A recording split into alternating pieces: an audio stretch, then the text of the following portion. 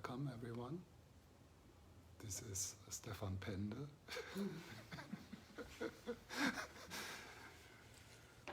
I have been coming to Göteborg since many years, and we started to study, read, practice a series of books which were recently published by Tubten Children, editing teachings of His Holiness the Dalai Lama.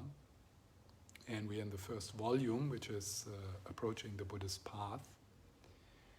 And in that book we have reached chapter 7, which is a chapter called The Importance of Kindness.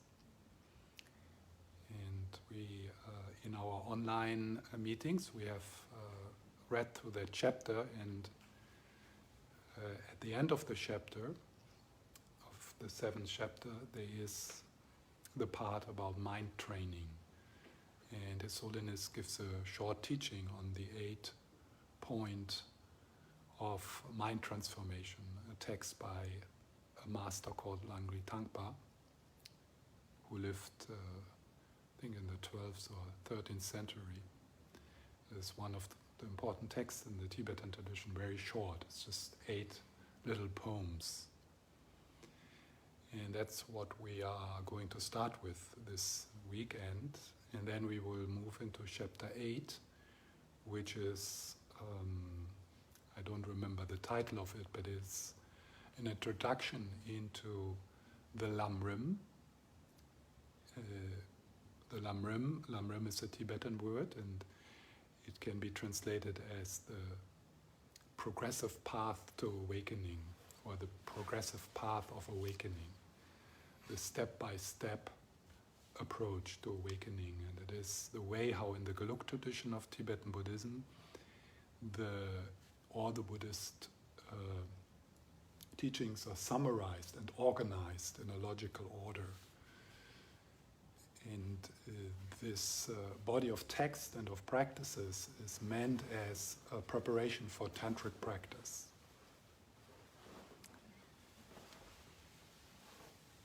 So the progressive path, stages, and in our mind, of course, that makes sense.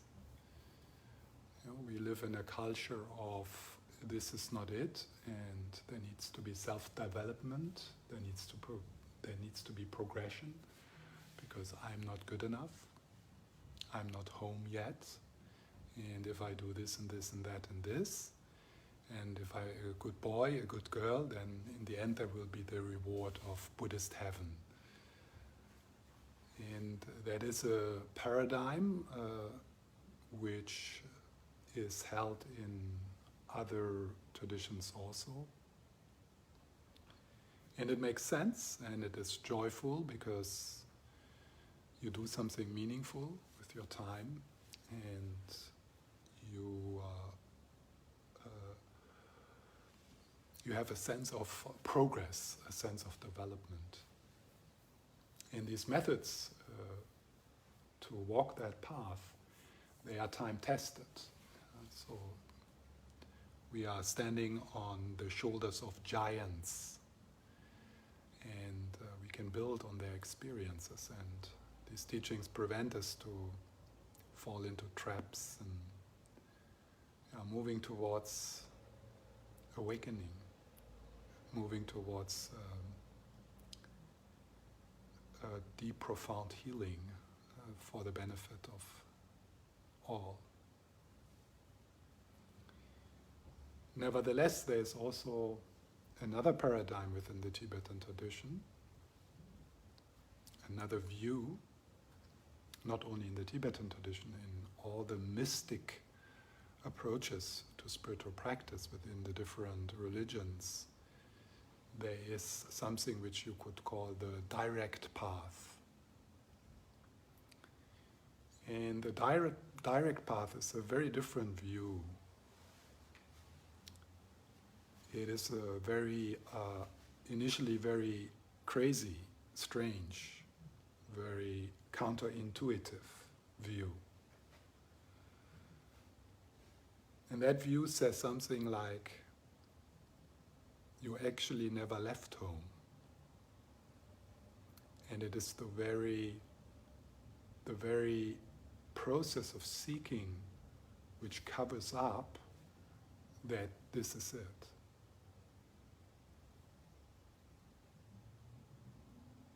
This is unity. This is empty appearances emerging from primordial consciousness, doing a bit of a dance and then disappearing back into primordial consciousness. And that the illusion that there is someone here who needs to be developed, someone who is lacking something, someone who is not already whole, that illusion prevents us to rest, to be in peace with this, with life as it is.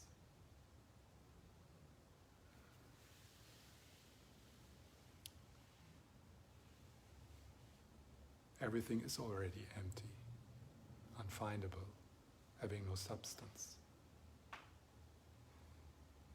You will never find that person which is on a path of awakening to some distant goal in the future.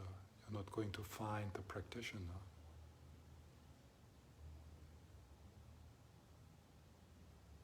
And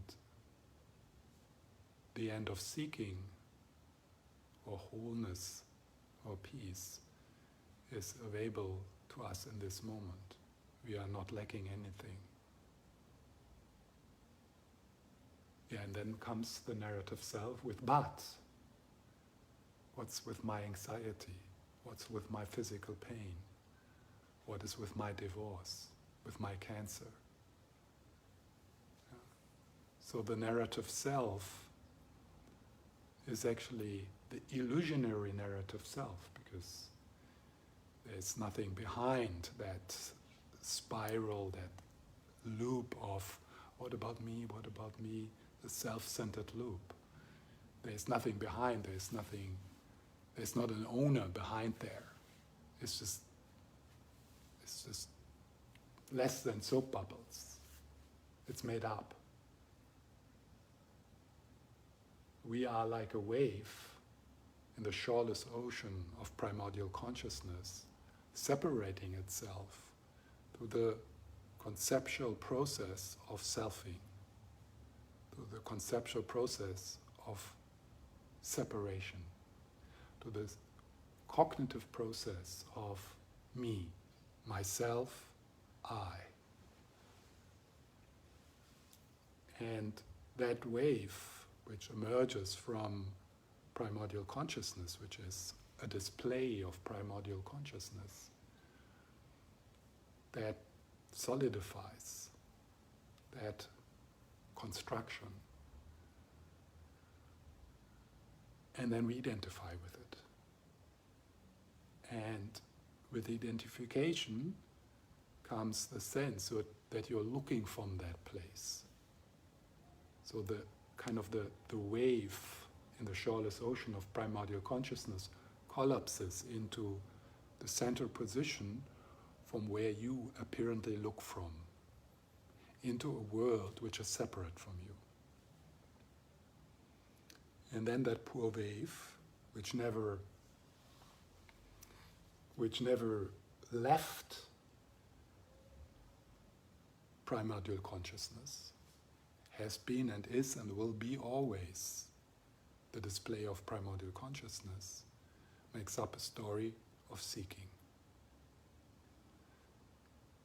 And the seeking of the seeking of the narrative self will never end.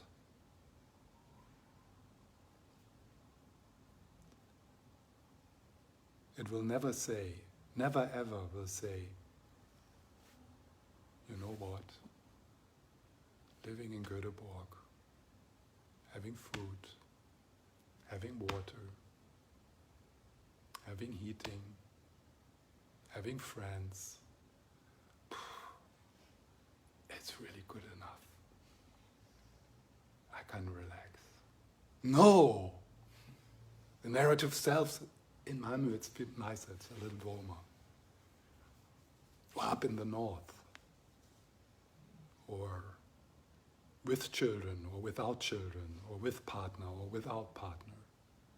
With career, or without career. And then, if we have unsuccessfully tried to find home, either in Malmö, or in Stockholm, or in Göteborg, then we find spiritual teachings, and the same game begins. The same kind of seeking. The belief that there's a teaching, a guru, a practice, which will bring you home.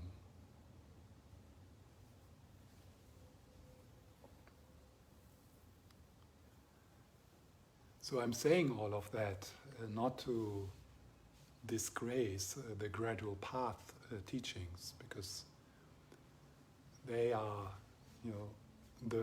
the most precious thing we can do in our deluded state. But I'm saying this because there's a tendency to solidify, to verify the practices and the teaching and the practitioner as something real, something which really exists. And then this joyful path of the Lamrim becomes this burden, this kind of desperate trying to be more compassionate, the desperate goody-goody girl, goody-goody boy, which wants to do everything right. And guilt comes into the practice, and shame, and it enhances, when we hold the teachings like that, it even can enhance the feeling of I'm not good enough. Not only I have felt in my life, as we all did, in terms of, it's just not working out, right?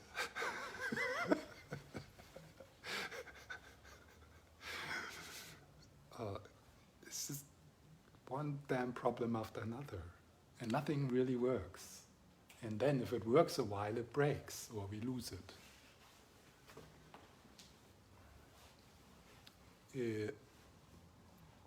So then we bring that kind of seriousness into the spiritual practice, this kind of desperation. We really identify as the seeker, and we try to figure it out, and we try to get something which we already have. We just don't notice it. So I'm saying this to right from the beginning to open, to create an openness so that we can appreciate the beauty of these teachings and the sacredness of the teachings, and in the same time seeing that they are made up, that they are placebos for illusionary people who have made up problems.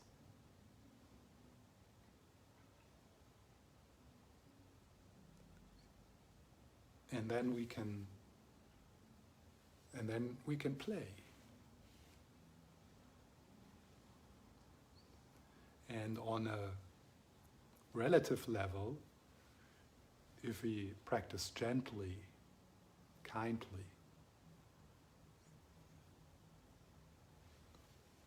if you practice with the trust that everything is fine, that there is no need to work hard, actually that's the best way not to develop. In the trust that only love is real and love will prevail. And then we do the practice.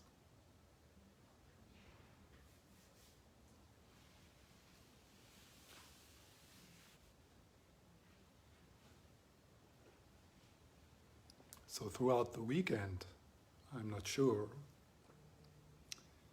but I might alternate a bit between the gradual path teachings and the direct path pointers.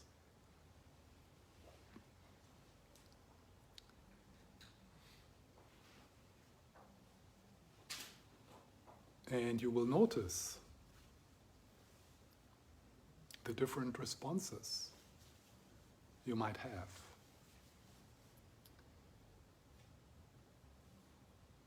To these two views.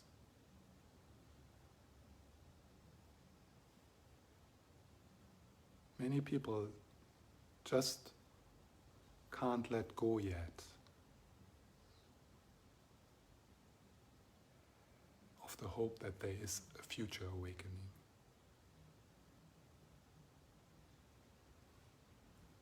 So for those people, gradual path teachings, preliminaries, things you can do, they need that. And it makes sense to them.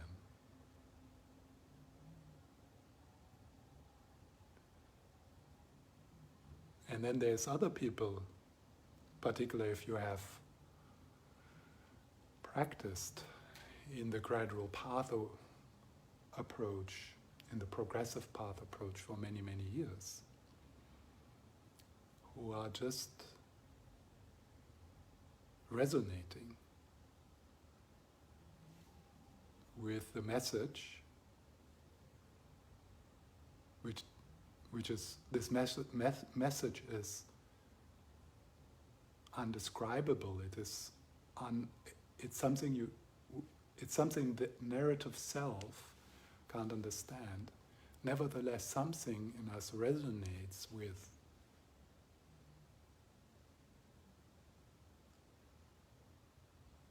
a sense of relief, a sense of freedom, a sense of openness, which is available, a sense of peace, which is available in this moment. A sense of oneness, you could say. A sense of, wow, I make this up. I can see how I make it up. I make up this, what about me? What about me and my problems? What about me and my life? It's made up. It's a story. And other people, when they hear this, what I just said, they get upset.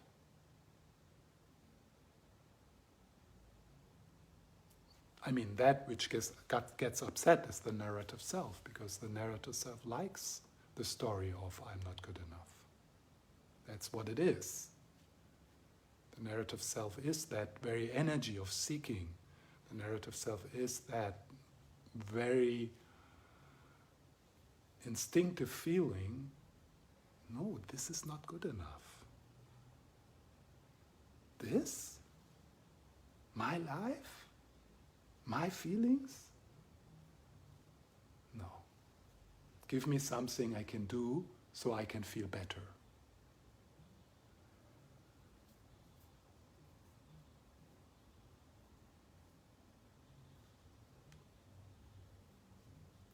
Yeah, and then we do stuff, and some of it makes us feel better, but of course, it's a conditioned phenomena.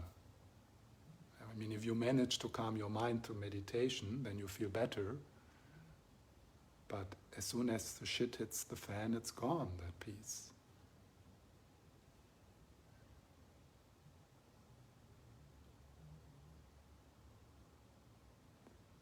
So just observe your own observation.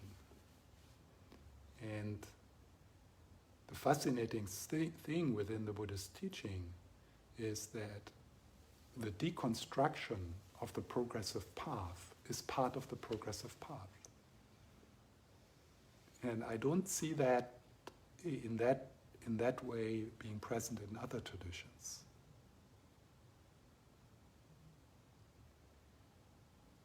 So within the practice of the progressive path is the practice of recognizing there's nobody there.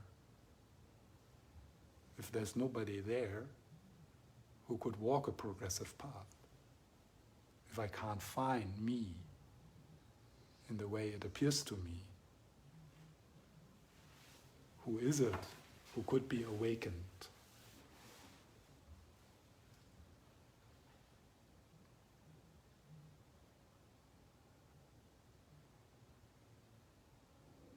One way to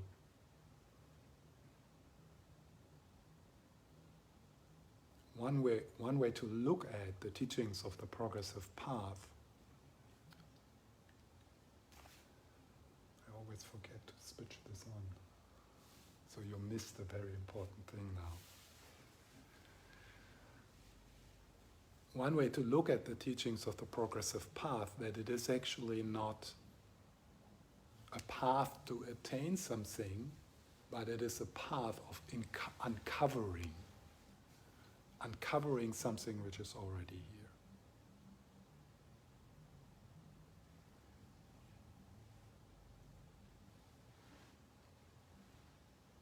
And I don't think it's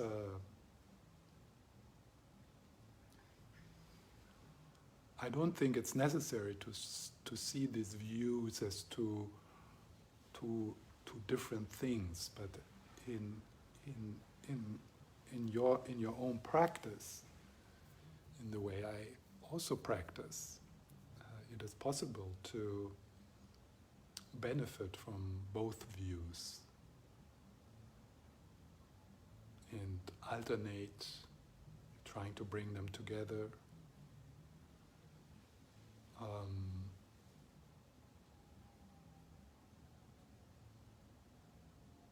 It's also throughout your life, you might notice that there's periods of darkness, of strong contraction,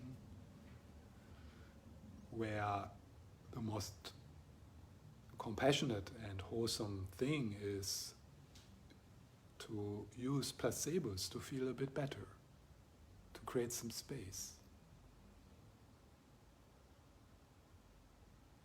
And then there's other periods in your life where you much more naturally already feel more open, more connected, less reactive, less defensive, where the direct path is something which is much more easily available to you.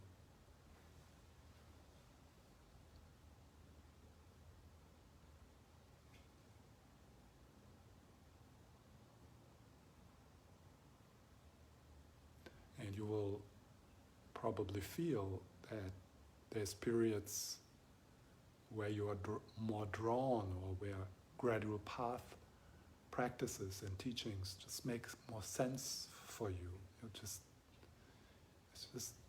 You feel drawn to that, and then there's other periods where you're just tired of the self-developmental project, where you're just getting tired of seeking. And then direct path teachings can be such a breeze, such a rest.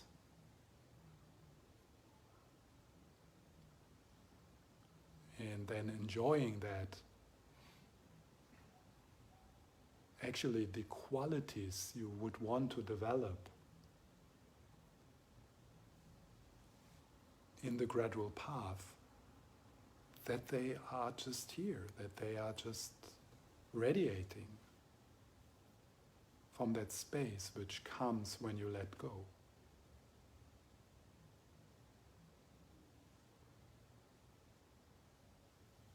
That actually, for example, the compassion you want to develop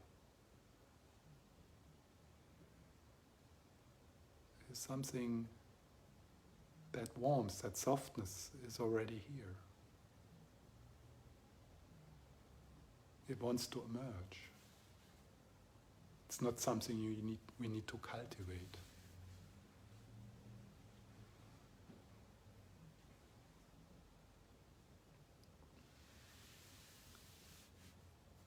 So let's sit quietly for a while and then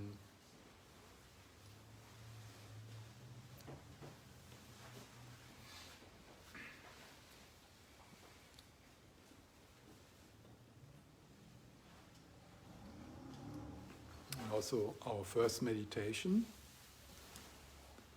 will be a bit of a mixture of these two views. So, for example, now some of you corrected the posture. So that's progressive path practice. It expresses the idea that awakening has something to do with sitting differently. And that somehow it's helpful in getting better at meditation to have a certain posture. Yeah. And then meditation becomes this event where something different should happen than what is happening.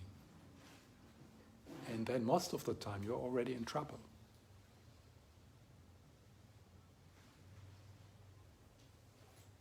Most of the time you bring the I need to work harder into it instead of celebrating what is, loving what is.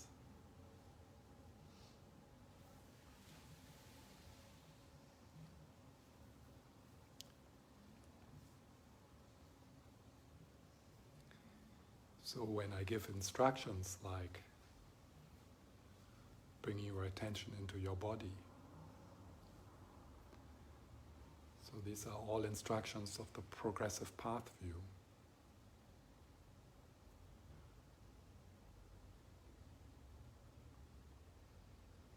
And I invite you to make this shift from the head into the body. And if you like, you can close your eyes. If you keep your eyes open, they are relaxed with an open gaze.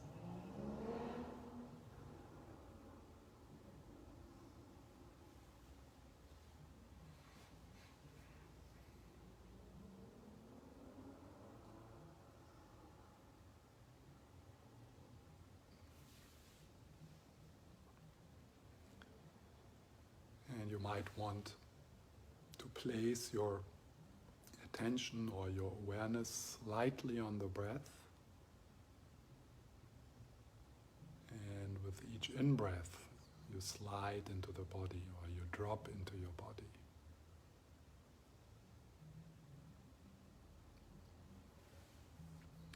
And as best as you can, you make that a gesture of welcoming, like a gracious host, welcoming the guests in the guest house of the body.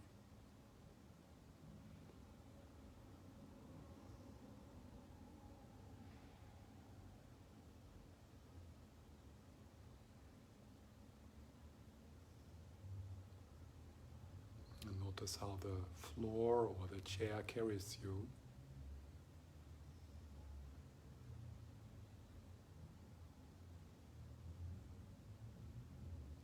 And you let yourself be carried. There's nothing to do right now for you.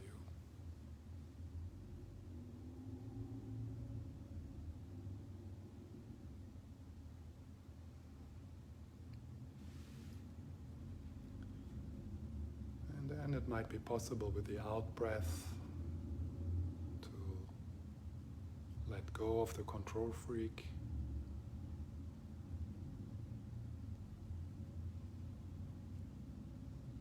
And with that softening in the belly and in the shoulders.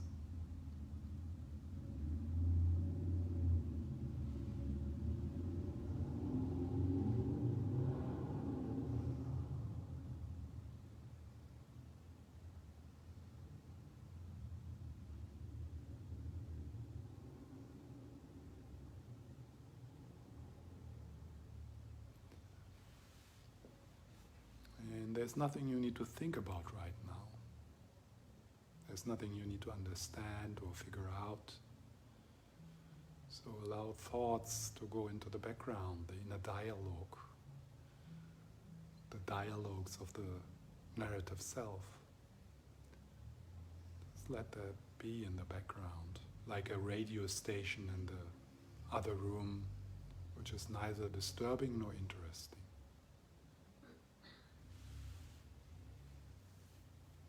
And instead you slide back into the spacious aliveness of your body.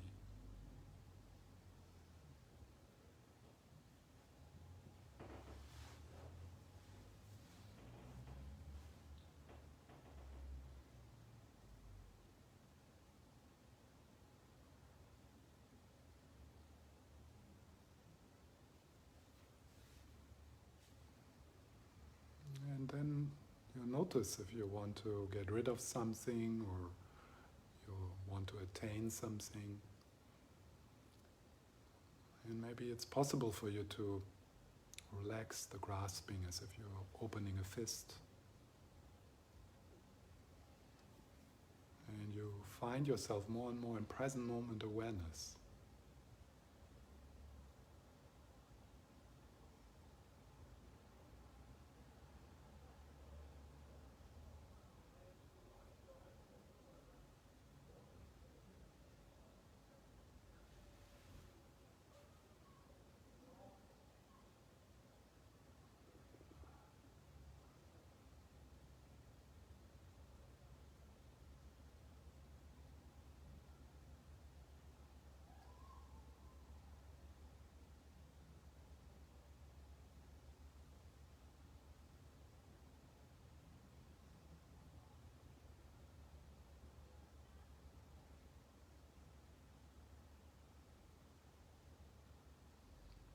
And in that spaciousness, you let go of the I, of the me, of the myself.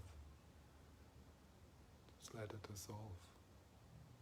And all the stories with it, the what about me stories. Just let it dissolve. Soon they will be insignificant anyway.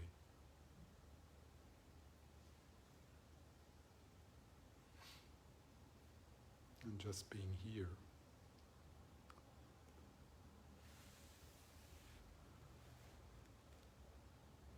In an effortless way.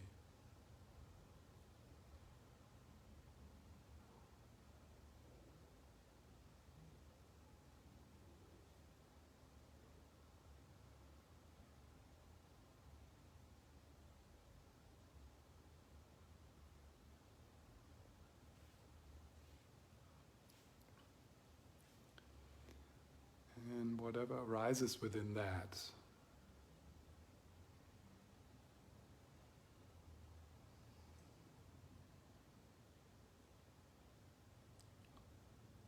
what is it without words?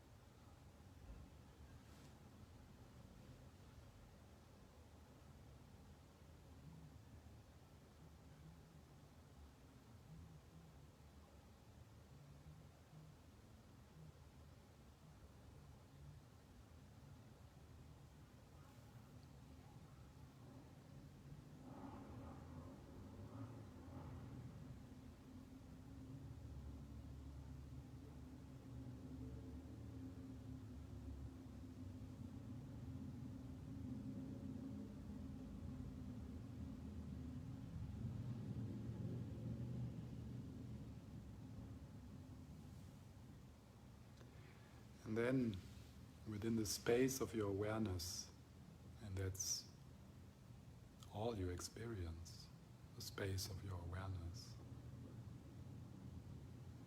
Within that space of your awareness, in the space in front of you, manifests the Buddha,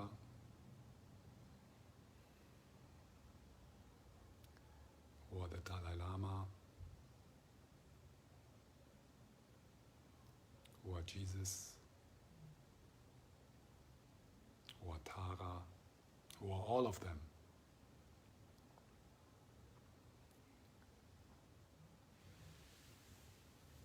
Filling the space of your awareness with a tender love.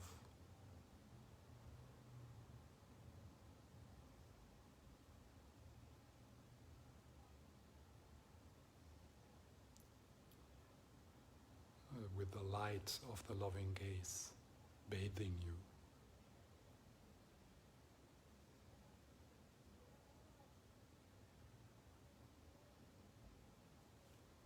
Like sitting in the morning sun after a night of terror and just warming.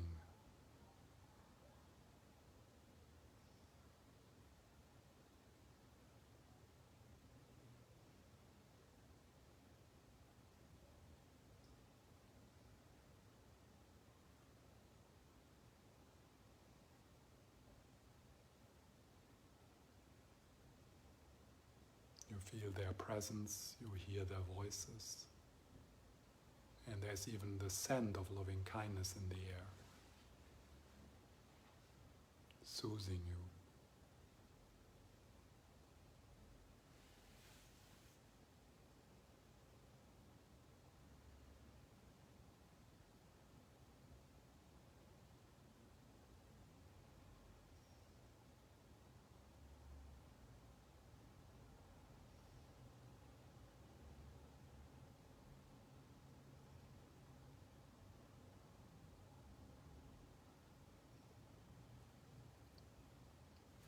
Within the space of your awareness, these bodhisattva angels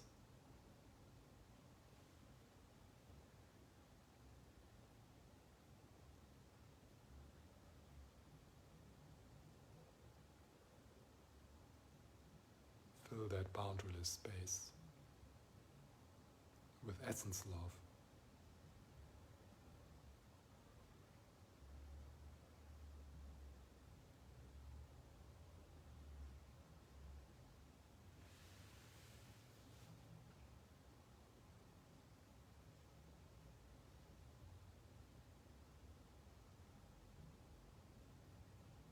And returning, resting.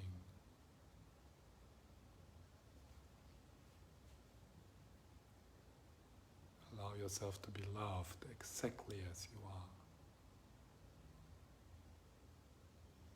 in this moment.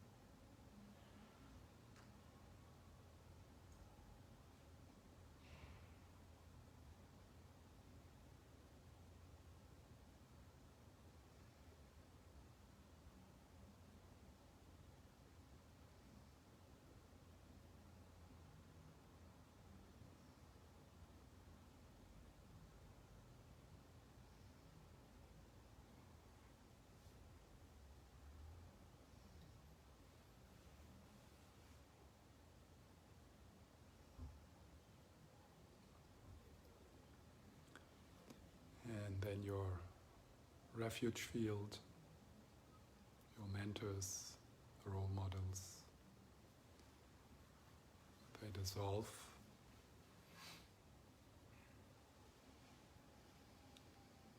And their presence, their energy, fills your whole body. Every cell of your body, from the toes to the top of your head.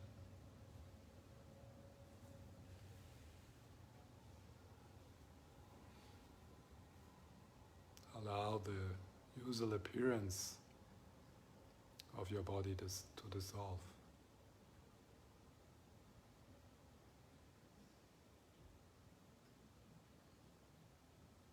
into a body of light.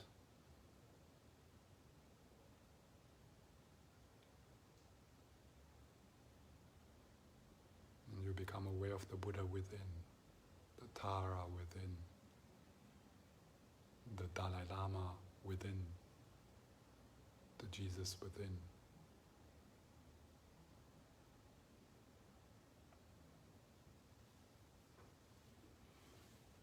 And you pay a bit more attention to the heart area. And from the Buddha within, light rays of wisdom and love go out through the pores of your body.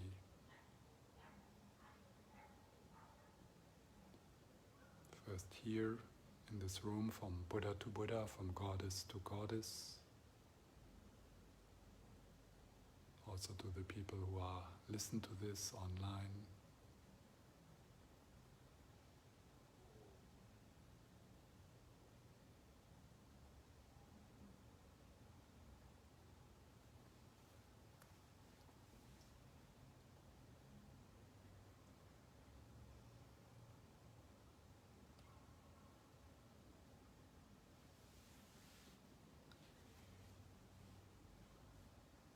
And then widening the circles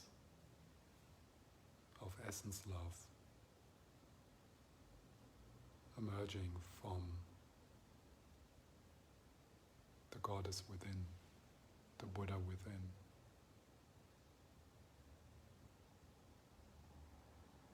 Into the past, into the present relationships, and into the future.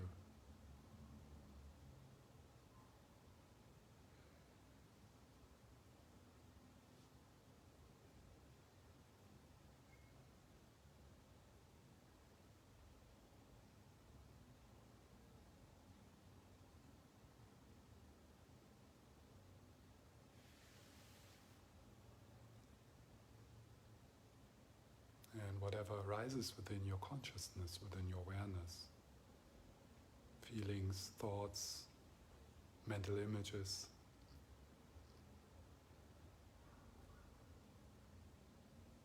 they are bathing in essence love.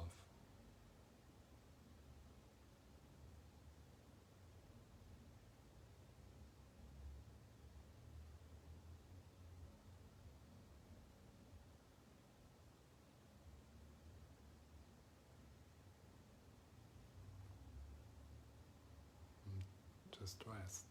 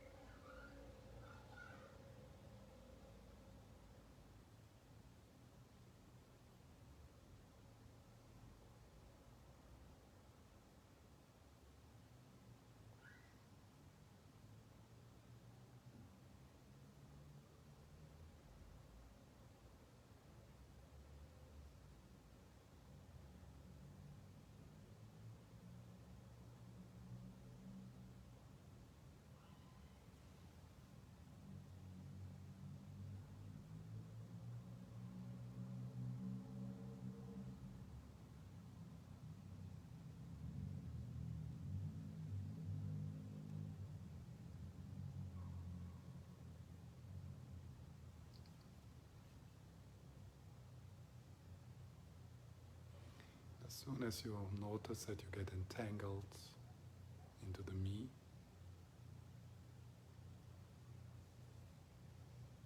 you make a backward step into spacious aliveness.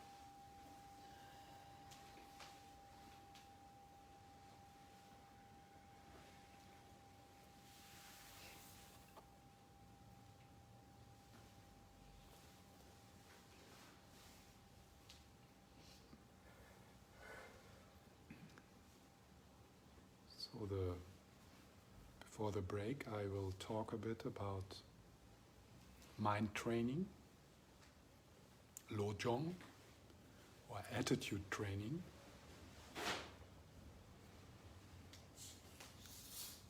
And since we are not so many,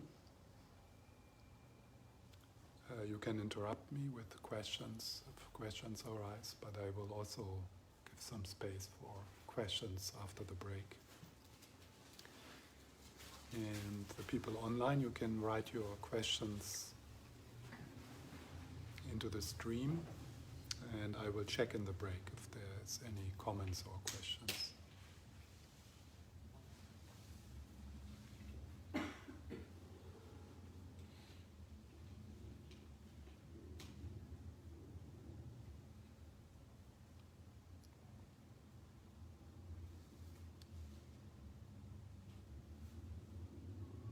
So Lojong. Lo is attitude or mind. Jong is changing, transforming, shifting.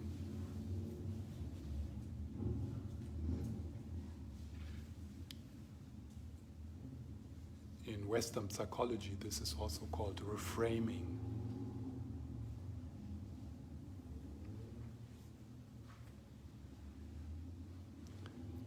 And it has a long lineage within the Tibetan Buddhist tradition. Going back to India, particular to the Bodhisattva Tara from the Master Shantideva. And so there's a few important texts within that tradition, but many, many commentaries written on this practice.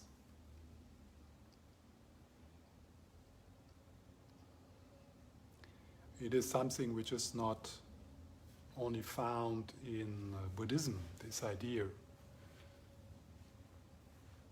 For example, there's the Greek philosopher Epicure, who wrote it's not what is happening in your life. No, it's not about what is happening in your life, it's how you relate to it.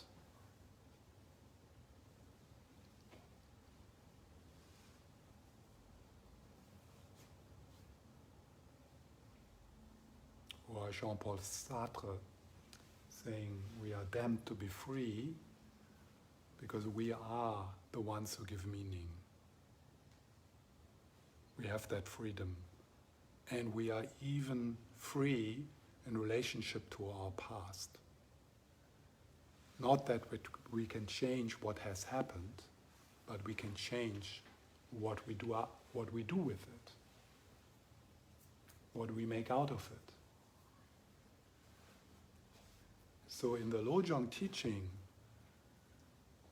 we use actually the capacity to make something up beneficial.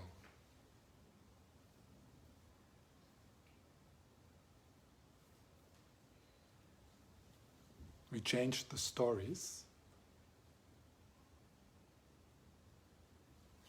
to open up, to let go of the burden, to make problems meaningful.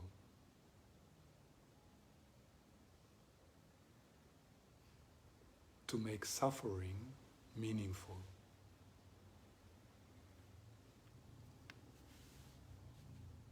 To grow with suffering.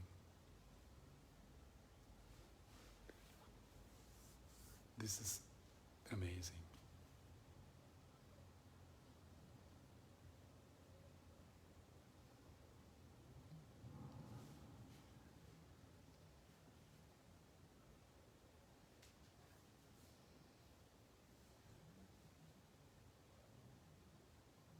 We suffer.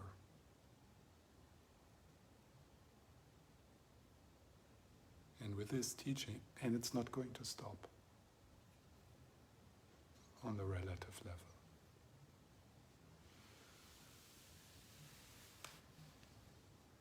And the teachings on Lojong gives us the inspiration, the way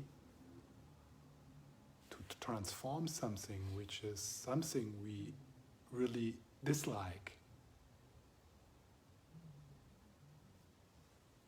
into gold, into something precious.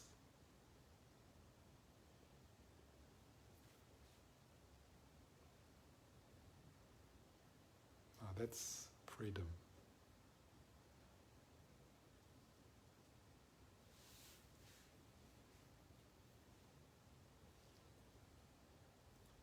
So what we usually do out of ignorance, out of confusion, out of this distortion we put onto what we call reality, what we usually do is we confuse perspective with what is.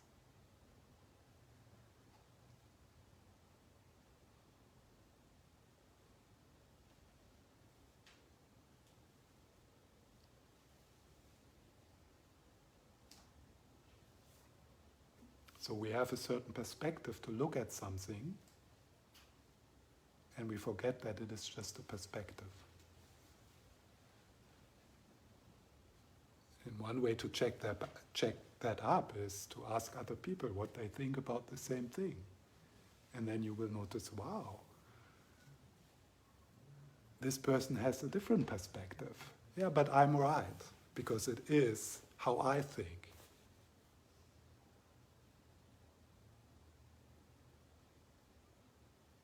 And people go into war for perspectives. In family wars, but also in the big wars, in religious wars. People make something up, that's their perspective, and then we feel, no, it is like that. For sure it is like that. And you are wrong. That's why you are an enemy.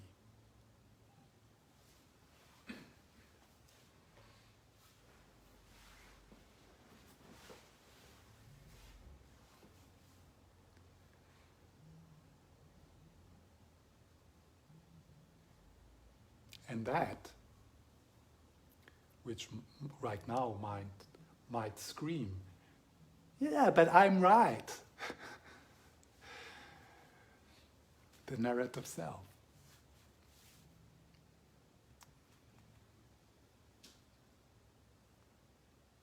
So if you really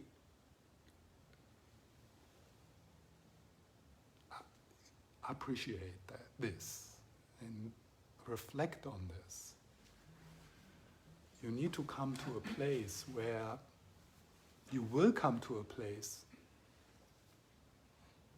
where you don't need to be right anymore.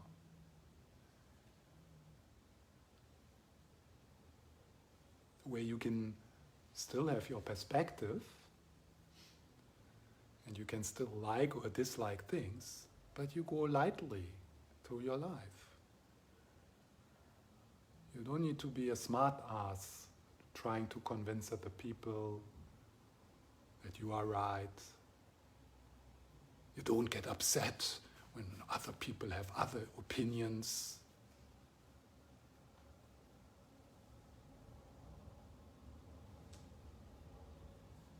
You don't need to convince people of your perspective.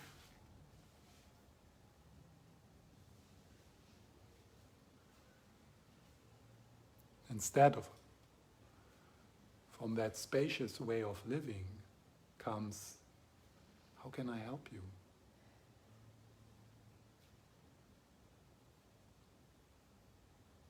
I'm not here to convince you. I'm not here to get something from you. You're not supposed to make me happy. How can I help you? I'm here to help. Or, wow, what is your perspective? That's really curious. Tell me more about it.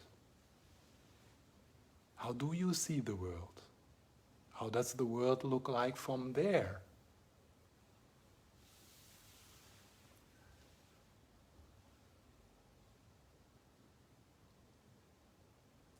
So this flexibility, this fluidity with perspectives, understanding the value and also the being and the sadness of different perspectives is so wonderful. Not many people can do that. Not many people can transcend their perspective and walk into the shoes of another perspective.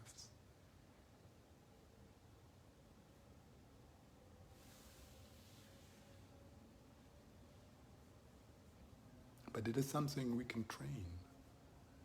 It's something we can be curious about. At least we can start to question our perspectives.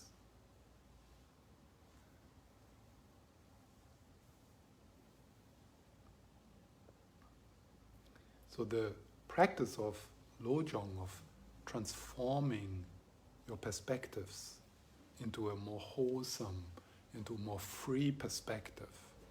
It's still a perspective. It's still not awakening. I mean, you can't go towards awakening with Lojong, because awakening is a transcendence of all perspectives.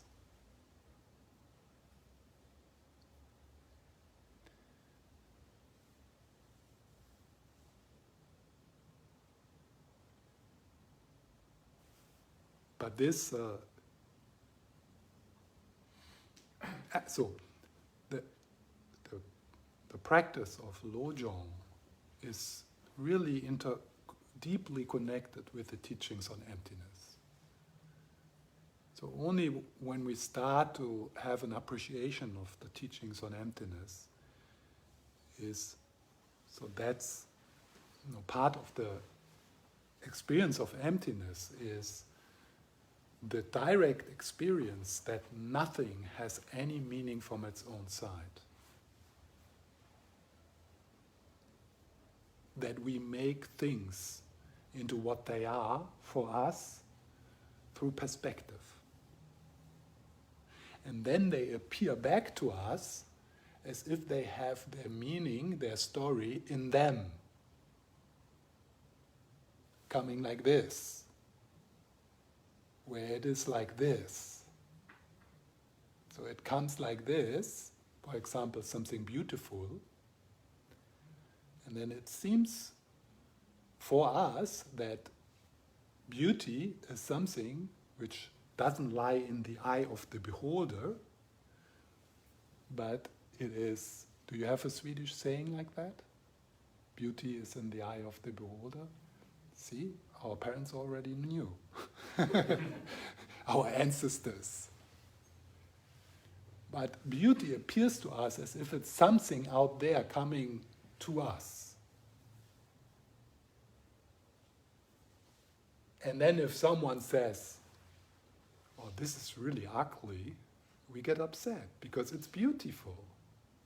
They must be stupid. They can't appreciate taste. They don't have taste.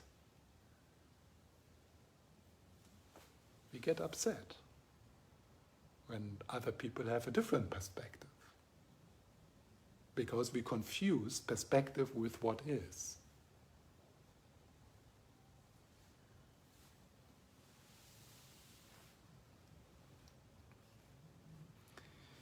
What the Lojong teachings particularly emphasize in terms of transforming our attitude is difficult people and problems.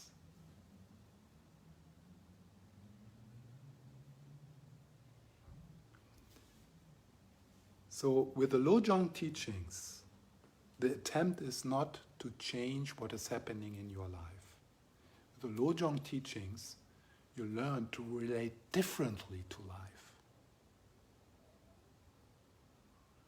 To life as it is.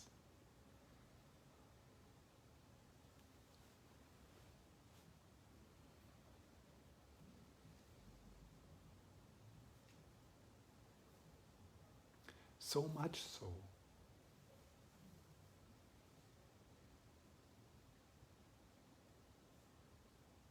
that which appears as suffering in your life becomes the precious one. So much so that the most horrible asshole in your life becomes the most precious person. So much so that you, in the evening before you go to bed, you pray, and tomorrow may I meet an even bigger asshole. I'm ready. It's going to happen. That kind of prayer always works. Dear God, tomorrow, please bring problems. And there it is, it works.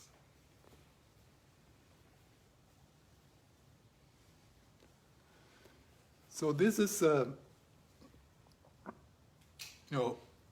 seeing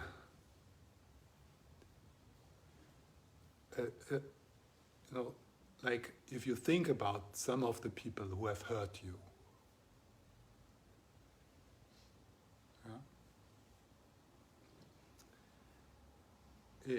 seeing that person as one of the most precious persons in your life is a description of the goal. It's not the practice. Doesn't mean that we can do this from one day of the next. So what we need to explore in the Lojong teachings is, how can I see that person like that? Not just, yeah, but I should see this person like that, but actually I wish this person to feel really bad because he deserves this, because he hurt me. And I'm the victim, and that's the predator, and it's evil. And this person deserves to be punished. Yeah, that's an eye for an eye. For many people, that makes sense. That's kind of their religion. You hit me, I hit you back twice.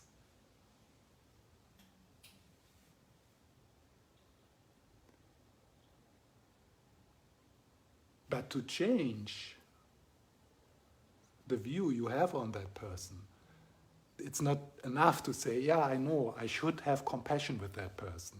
No, it's a training, it's a development, and we need to learn the tools to actually see that person like this, not telling a story which you try to believe, some sentences.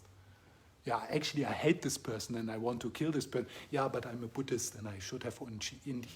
He was a mother in my previous life. So this is important to understand, that a lot of the teachings, they are descriptions of the goal. Fortunately, that's in the Buddhist teachings, they don't stop there. They don't say, first rule is, you should love your enemies. Yeah? How?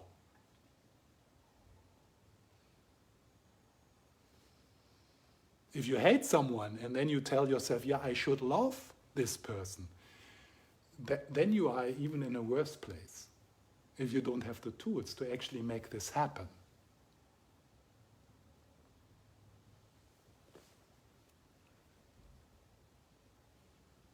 And the teachings on emptiness, they are crucial here. Because from the perspective of the narrative self, this person is a bad person and deserves to be punished.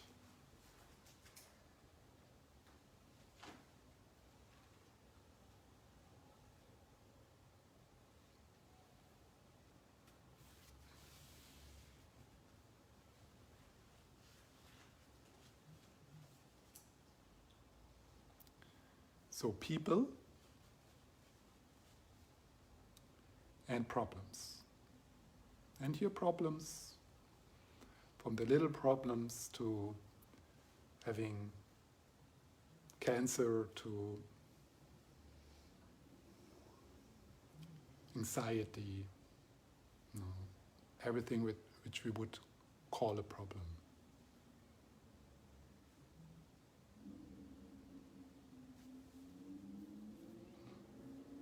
And then trying out different perspectives. Some of the suggestion within the Lojong teachings, they might not they might not make sense to you. That might be a perspective you right now can't take, which is not open to you. So it is also for you, once you have understood, there's only perspective. And that perspective is created by me. Then to find your own way. Okay, so how can I relate to this in a different way? How can I see this differently? And of course there will be resistance. The narrative self will resist that. Because the narrative self lives from the food of judging and drama and separation and self-righteousness and projection. So the identification with the narrative self will resist the change of perspective. Yes? Yes? I'm sort of trying to get my head around this, and is it right that you can sort of use this for example, to make this arsehole, like this is the most precious person in my life, and then I'm working with my anger towards her, and I sometimes, of course, I try to put myself in her shoes, and then I'm sort of the arsehole. And then could I find it like, wow, that's so precious. I haven't. If I'm the arsehole, I'm always in my life. That's great. So can you sort of use? I mean, like I'm fooling myself, because of course I can be critical of myself. Also, no, but I can't be compassionate towards her, and I'm not appreciating this. But then, also to be lighter in a way. So sometimes I make myself an arsehole. I call myself that, and then now I got this. Wow, oh, that's precious. I don't know if it's a way to. I mean, instead of just, I should be compassionate. But wow, I can also see myself just as another person. I don't know is it a way to work around it, or I mean, is this a play? Around? Yeah, that's exactly what we do. We're playing around with perspectives. Yeah. So, yes, yeah. And so what you described now is exactly what we do in Lojong. I mean, you like now the method you use. One part is that you shift into her, and you look at the situation from her side, and you look from her perspective upon you. And then what happens? And then you describe what happens. And then you describe that somehow through this shift of perspectives, it becomes lighter. And that's all we can hope for in this stage of the path, that things become lighter, that we feel more connected, that there's more space, more love, more understanding. So these are this kind of thought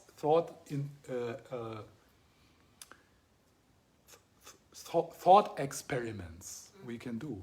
And the important thing here is that it is not just I should think like that, but to really go into the perspective and feel. And you'll know that you are heading towards a wholesome direction if you notice some shift in the way you are in the situation. At least in that moment where you reflect like that. But probably it also has then some after effect towards the next time when you meet that friend. And then you have to do it again and again. So to familiarize yourself with that kind of perspective, with that kind of experience, to familiarize, to kind of to get used to it. Yeah? So that becomes more and more the way you look at this friend.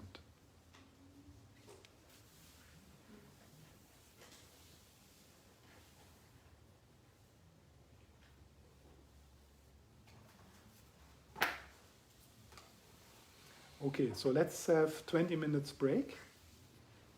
So I will stop the live stream and we'll be back in 20 minutes.